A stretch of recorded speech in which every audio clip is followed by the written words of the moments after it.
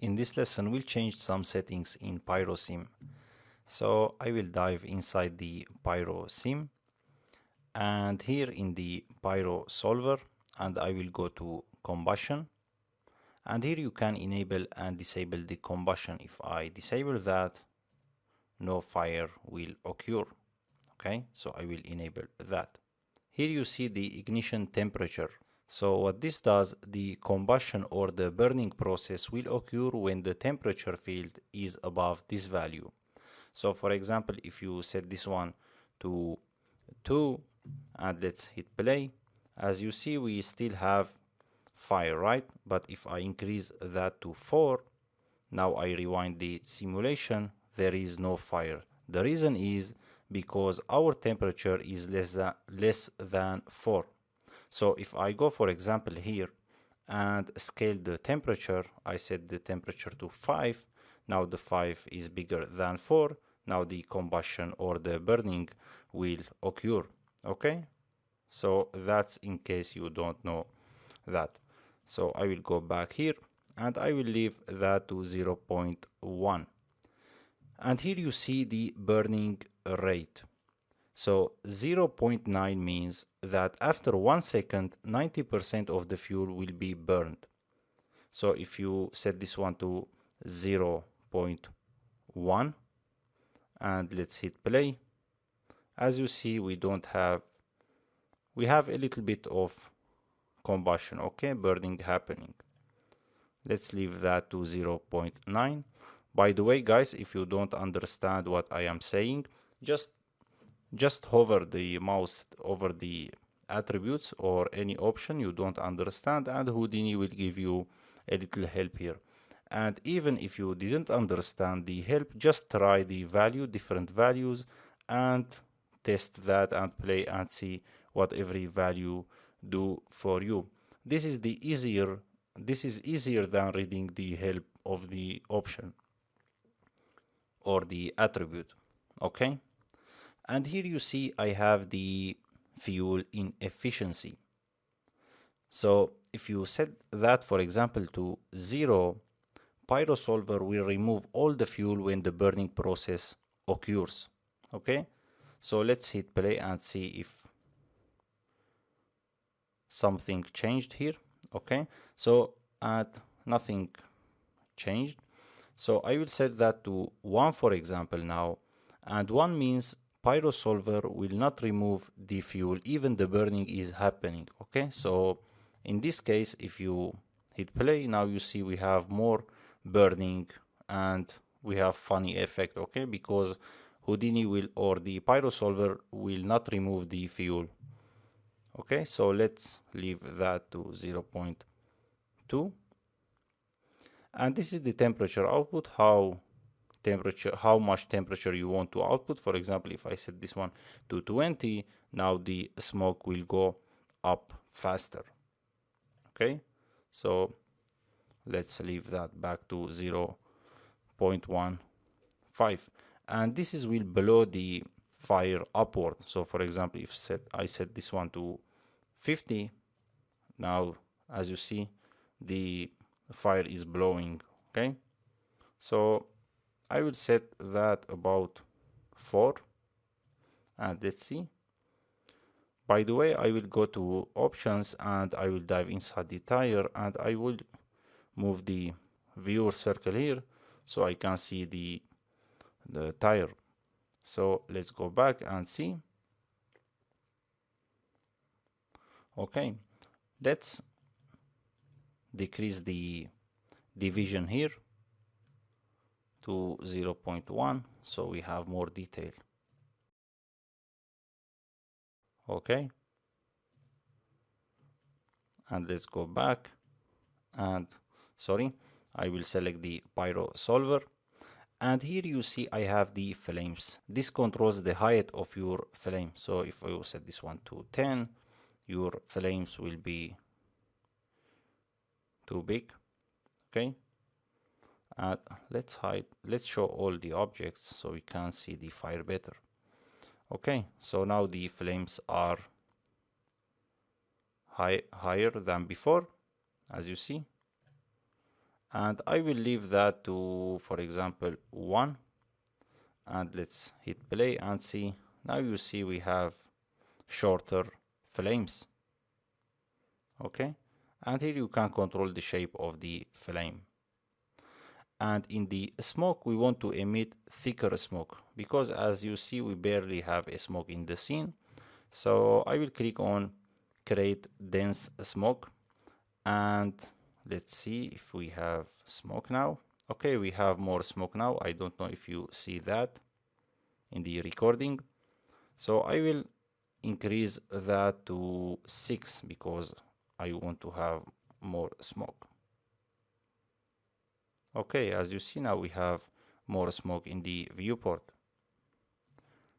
Okay, so and let's change the source to burn. Okay, so I want to emit the smoke when the burn happening. So I will play. I found that this works good for me. Okay, you can change that to hit and try that too. Okay, and let's go to the shape, and here I will change the dissipation to 0.005. This will control the smoke dissipation, so the smoke will disappear slower, so it will remain longer in the viewport. Okay, and the disturbance I want to add a little bit. Sorry, I want to decrease that because I don't want to add a lot of detail on the smoke. I want to have less details on the smoke, and I will leave that at this value. Okay, and now let's control the wind of the smoke.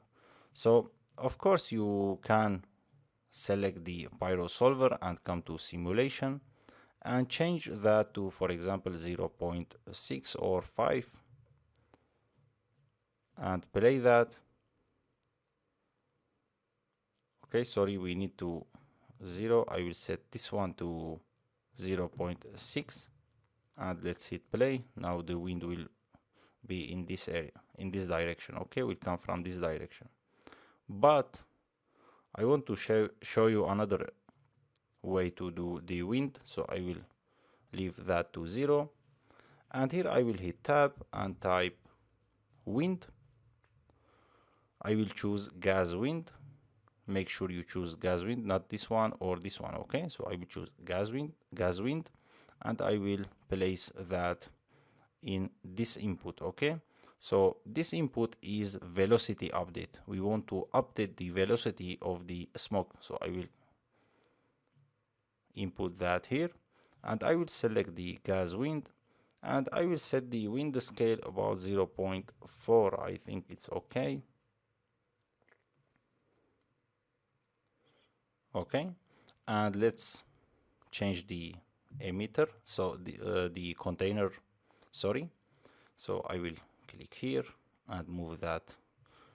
Let's go back and see.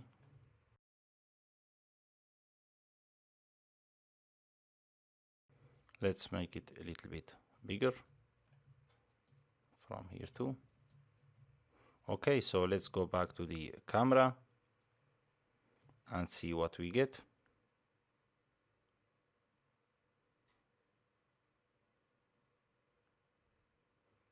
Okay, so I think we need to go to the pyro solver, and I will try to decrease the gas to 0.4. Let's see that, because I noticed we have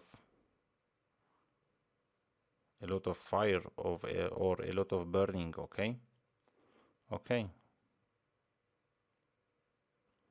you can of course increase the flame height if you want, example to 2.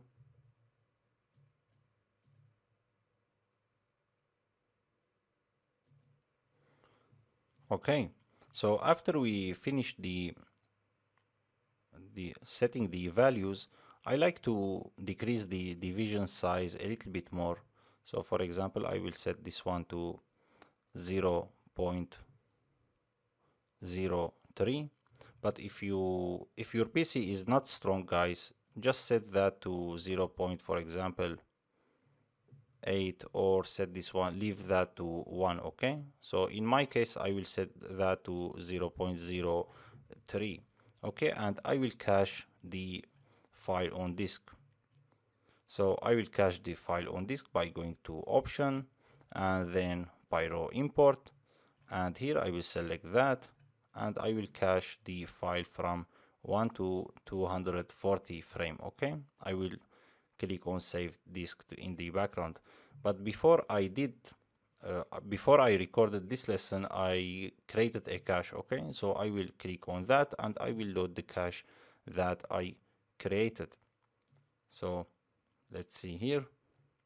Let's go back to the Geo, our project, and here I have the cache. This is one version and this is the second version. This has more details. Okay, I will show you that later.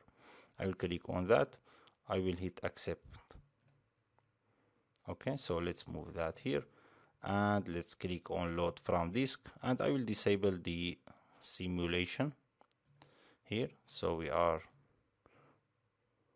playing safe now. Okay, so as you see, I don't see the file because this is a cached file. Okay, don't worry about that. And if I go to the render view, let's see here, and go to the camera and hit render. Okay, as you see, we don't have any light. So in the next lesson, we'll create the lights.